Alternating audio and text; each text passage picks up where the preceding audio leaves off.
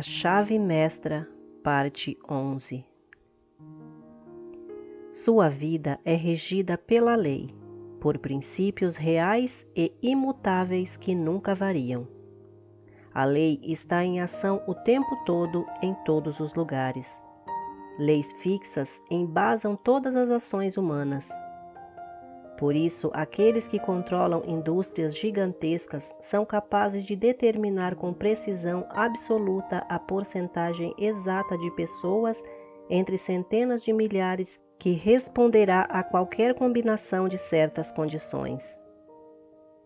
Todavia, vale lembrar que, embora todo o efeito seja resultado de uma causa, o efeito, por sua vez, torna-se causa e cria outros efeitos que, por sua vez, criam outras causas, de modo que, quando você coloca a lei da atração em ação, deve saber que está dando início a uma sequência de causalidade eterna.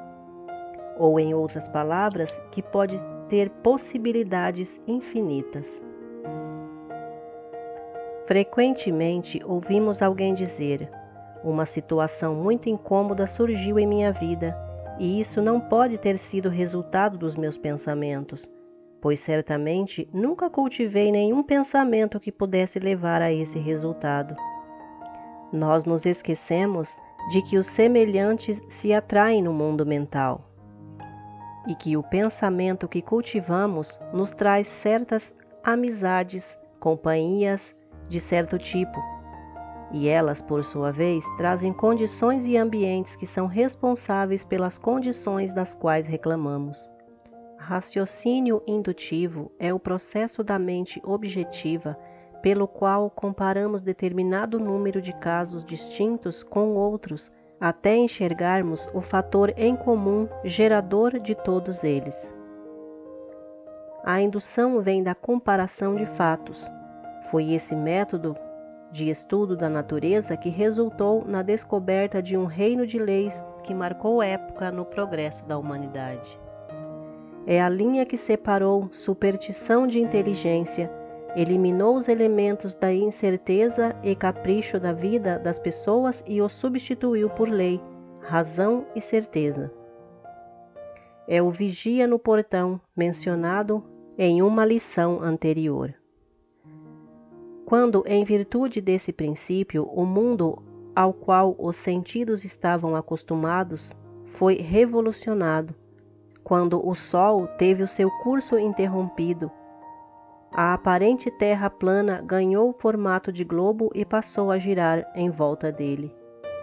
Quando a matéria inerte foi decomposta em elementos ativos e o universo se fez presente em qualquer direção em que apontássemos um telescópio ou microscópio, cheio de força, movimento e vida, fomos forçados a perguntar quais são as delicadas formas de organização no meio disso tudo que mantém a ordem e o perfeito estado. Polos semelhantes e forças semelhantes se repelem ou se mantêm impenetráveis uns aos outros. E essa causa parece ser, em geral, suficiente para atribuir um lugar e uma distância adequados para estrelas, pessoas e forças. Assim como pessoas de diferentes virtudes formam uma parceria e polos opostos se atraem, elementos que não têm propriedades em comum, como ácidos e gases, ligam-se uns aos outros, e assim é mantido um equilíbrio geral entre excedente e demanda. Assim como os olhos buscam e se satisfazem ao encontrar cores complementares àquelas bem à vista, a necessidade, a vontade e o desejo, no sentido mais amplo, induzem, direcionam e determinam a ação. Temos a honra de sermos conscientes do princípio e de podermos agir de acordo com ele. Cuvier vê um dente pertencente a uma raça de animal extinto. Esse dente precisa de um corpo para cumprir sua função e define o tipo específico de corpo de que precisa com tanta precisão que Cuvier é capaz de reconstruir a estrutura desse animal. perturbações são observadas no movimento de Urano. Le Verrier precisa que outro corpo celeste esteja em determinado ponto para manter o sistema solar em ordem, e Netuno aparece na hora e no local designados. As necessidades instintivas do animal e as necessidades intelectuais de Cuvier, as necessidades da natureza e da mente de Leverrier, são parecidas, e portanto assim são os resultados. Aqui os pensamentos de uma existência, ali uma existência. Portanto, uma necessidade legítima bem definida fornece o motivo para as mais complexas operações da natureza. Depois de termos registrado corretamente as respostas fornecidas pela natureza e ampliado nossos sentidos com o desenvolvimento da ciência na superfície da Terra, de termos nos unido aos controles que movem a Terra, tomamos consciência de um contato íntimo, variado e profundo com o mundo exterior. Sabemos que nossas necessidades e propósitos se relacionam com as operações harmoniosas desta vasta organização, tanto quanto a vida, a liberdade e a felicidade do cidadão se relacionam com a existência do seu governo. Do mesmo modo que os interesses do indivíduo são protegidos pelas armas do país e pelas suas próprias armas, e suas necessidades podem depender de certos suprimentos, num grau sentido de forma mais global e constante, a cidadania consciente da República da Natureza nos protege dos incômodos de agentes subordinados por meio de uma aliança com poderes superiores e por meio do apelo às leis fundamentais de resistência ou indução aplicadas a agentes mecânicos ou químicos, distribui as tarefas a serem executadas por eles e pelos seres humanos para melhor proveito do inventor. Se Platão tivesse testemunhado as imagens criadas pelo Sol com a ajuda do fotógrafo, ou mesmo as centenas de ilustrações similares que os seres humanos fazem por indução, talvez se lembrassem do trabalho intelectual de seu mestre, e em sua própria mente talvez surgisse a visão de uma terra em que todo o trabalho manual, mecânico e repetitivo ficasse a cargo da natureza, em que nossas necessidades fossem atendidas por operações puramente mentais, colocadas em ação por força da vontade, e em que os suprimentos fossem criados pela demanda. Por mais distante que essa terra possa parecer, a indução ensinou às pessoas como avançar nessa direção e a cercou de vantagens que são, ao mesmo tempo, recompensas pela fidelidade anterior e incentivo para as devoções mais assídua. É também um auxílio para que possamos concentrar e fortalecer nossas faculdades para a parte que falta, oferecendo uma solução infalível tanto para problemas individuais quanto universais, por meio de simples operações mentais em sua forma mais pura. Aqui está um método cujo espírito é crer que o que se busca já foi realizado, para que se possa realizar de fato um método que nos foi transmitido por Platão. Quem fora dessa esfera jamais descobriria como as ideias se transformam em realidade. Essa ideia também foi elaborada por Swedenborg em sua doutrina de correspondências. Um mestre ainda maior bem disse: tudo quanto em oração pedirdes, tenhais fé que já o recebestes, e assim vos sucederá. Marcos 11:24. A diferença de tempos verbais nesta passagem é marcante. Devemos primeiro acreditar que o nosso desejo já foi realizado para que então sua realização aconteça. Essa é uma instrução concisa para o uso do poder criativo por meio da influência da mente subjetiva universal. ver determinada coisa que desejamos como um algo já existente. Então, estaremos pensando no plano do absoluto e eliminando toda a consideração de condições ou limitações e plantando uma semente que, se deixada em paz, por fim gerará frutos no exterior. Revisando. O raciocínio indutivo é o processo da mente objetiva pelo qual comparamos determinado número de casos distintos com outros até enxergarmos um fator em comum, gerador de todos eles. Vemos pessoas em toda a nação civilizada do mundo garantindo os resultados por meio de algum processo que elas mesmas parecem não compreender e ao qual geralmente atribuem mais ou menos mistério. Nossa razão nos é dada para que comprovemos a lei que garante que tais resultados sejam alcançados.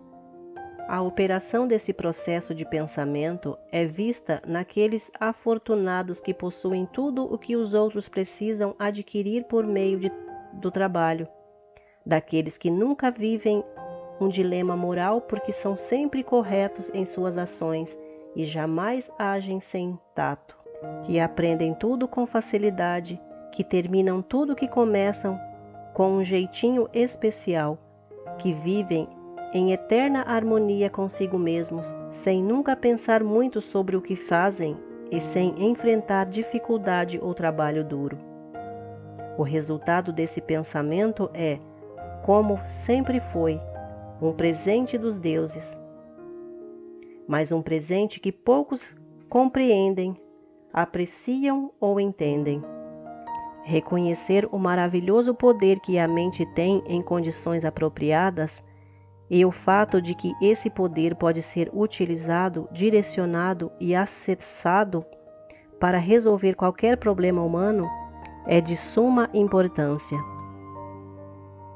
Toda a verdade é a mesma, seja apresentada em termos científicos modernos ou no idioma de tempos apostólicos. Existem almas tímidas que não conseguem perceber que a verdade completa requer várias afirmações, que nenhuma fórmula humana revelará todos os lados da verdade. Variações, ênfase, novo idioma, novas interpretações, perspectivas desconhecidas não são, como alguns supõem, sinais de desvio da verdade. Pelo contrário, são prova de que a verdade está sendo aprendida em novas relações com as necessidades humanas e que está sendo mais compreendida no geral. A verdade deve ser dita a cada geração e a cada povo em termos diferentes e novos, de modo que quando o grande mestre diz: tenha fé que já o recebestes, e assim vos sucederá. Ou quando Paulo diz: a fé é a certeza de que havemos de receber o que esperamos, e a prova do que não podemos ver. Ou quando a ciência moderna diz: a lei da atração é a lei que liga o pensamento ao seu objeto. Cada afirmação, quando submetida à análise, revela conter exatamente a mesma verdade. A única diferença é a forma de apresentação. Estamos no linear de uma nova era. Chegou o momento em que a humanidade já aprendeu os segredos do controle e está sendo criado o caminho para uma nova ordem social, mais maravilhosa do que qualquer outra jamais sonhada. O conflito da ciência moderna com a teologia, o estudo comparado de religiões, o enorme poder de novos movimentos sociais, tudo isso representa o caminho para a nova ordem. Formas tradicionais, antiquadas e impotentes podem ter sido destruídas, mas nada valioso se perdeu. Uma nova fé nasceu, uma fé que exige uma nova forma de expressão. E essa fé está tomando formas em uma consciência profunda do poder em manifestação na atividade espiritual atual vista por toda parte. O espírito que dorme no mineral, respira no vegetal, penetra no animal e alcança seu máximo desenvolvimento nos seres humanos é a mente universal, e cabe a nós transpor o abismo entre ser e fazer, teoria e prática, demonstrando nosso entendimento do domínio que nos foi dado. A maior descoberta de todos os séculos é, de longe, o poder do pensamento. A importância dessa descoberta demorou um pouco para chegar ao conhecimento geral, mas chegou e em todo o campo de pesquisa a importância da maior de todas as descobertas já está sendo demonstrada. Você já se pergunta no que consiste o poder do pensamento criativo? Consiste em criar ideias, e estas, por sua vez, transformam-se em objetos, apropriando, inventando, observando, discernindo, descobrindo, analisando, determinando, orientando, combinando e aplicando força e matéria. Isso pode ser feito porque esse é um poder criativo inteligente. O pensamento alcança sua expressão mais elevada quando imerso em sua própria profundidade misteriosa, quando abre caminho através do estreito ser e passa de uma verdade a outra, e a região da luz eterna, onde tudo é, foi ou será fundido em uma grande harmonia.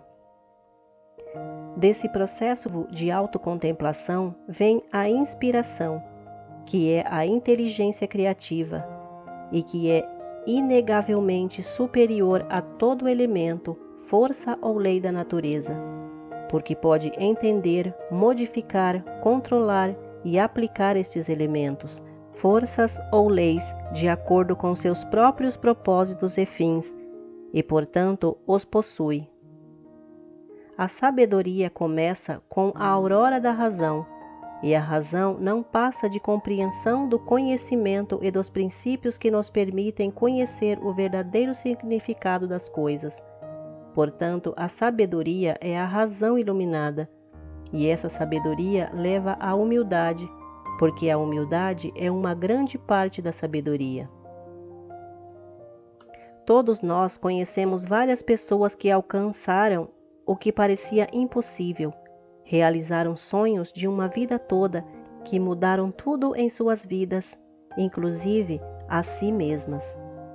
Muitas vezes ficamos maravilhados diante da demonstração de um poder aparentemente irresistível, que parecia estar sempre disponível quando era mais necessário, mas agora tudo está claro. Só precisamos entender certos princípios definitivos e fundamentais e a sua devida aplicação. No seu exercício desta semana, concentre-se na citação tirada da Bíblia. Tudo quanto em oração pedirdes, tenhais fé que já recebestes, e assim vos sucederá. Note que não há limitação. Tudo é muito definido e implica que a única limitação que temos é a nossa capacidade de pensar, de estar à altura da ocasião, de agir conforme a emergência, de lembrar que a fé não é uma sombra, e sim uma substância, a certeza de que havemos de receber o que esperamos, e a prova do que não podemos ver. A morte é apenas o processo natural pelo qual todas as formas materiais são colocadas no cadinho para a reprodução de nova diversidade. A leitura continua no próximo áudio.